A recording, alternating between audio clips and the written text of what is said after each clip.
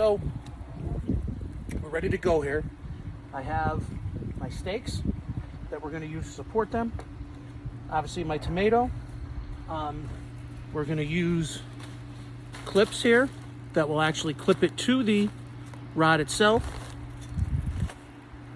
We are going to use twine. Well, this is like metal. I call it twine, but it's metal in there to tie the tomatoes to the stake. Now, what I'm going to do in between the tomatoes is basil. It was something that I looked up and found out through doing some research on what plants grow best with tomatoes. I did it last year, and we had an outstanding amount of basil. So much I filled a half-gallon mason jar about that big worth of basil. So we're going to do it again this year. So let's get started. Okay, so let me get out of the way.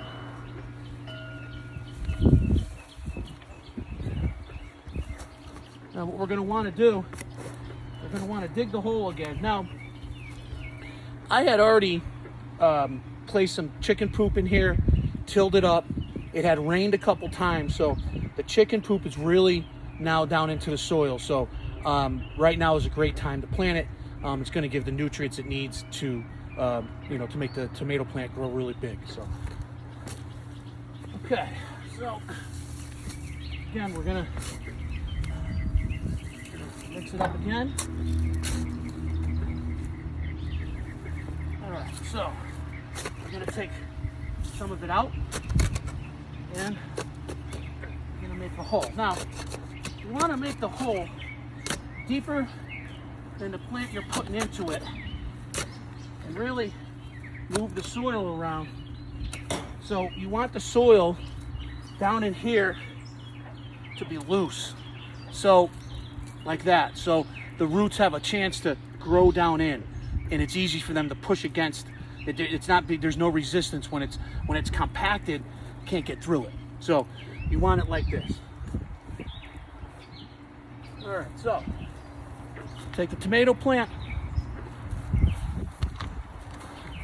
take it out of the pot. I like to squeeze the pot a little bit. Now I like to leave it upside down. Now if you look, there's the root system. As you can see, they're ready to start moving. The pot kept it from growing a little bit big. So what I like to do is squeeze a little bit. Then what it does, it helps the roots get out easier. Now I'm gonna measure it up. So it's kind of perfect. It is down a little bit. You want it down, ½ inch to an inch down below the line of the dirt. Okay, so what we're gonna do is we're gonna fill that in.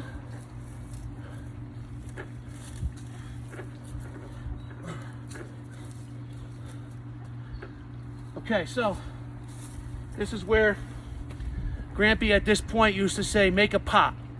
And what he meant was, you make a pot around it.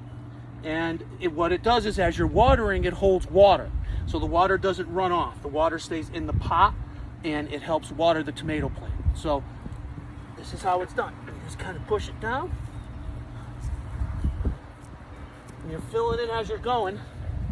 You're making sure the tomato plant is, you want to make sure it's straight up and down. This time we're filling it in. All right, so now we're making the pot. So as I filled it in, I compressed the soil down a little bit, but in the meantime, we're making a pot. And just like that, you have your pot. Okay, next step, we're gonna take the rod.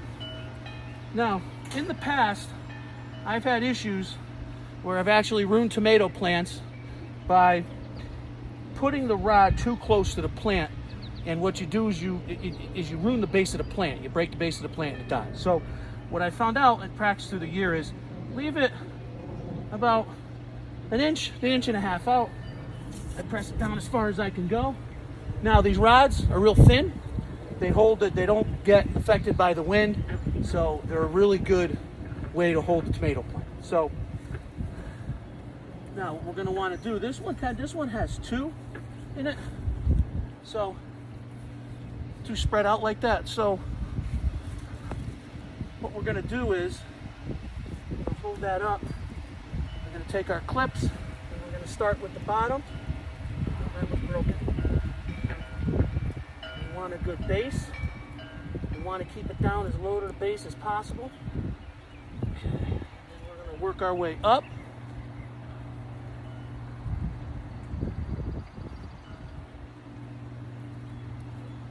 And sometimes that happens. Just be careful. Just kind of put it up gently. Again, we're just continuing on our way up.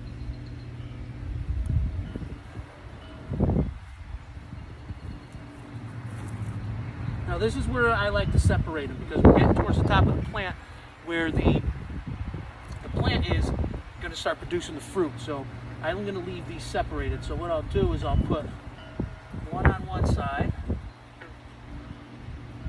this, and then one on the other side. Hold them up, put one up here. You're going to want to, as they grew inside the greenhouse, they came down a little bit, so you know we're going to want to keep the top supported as well. Again, we're doing the same thing to the other side. And that's it.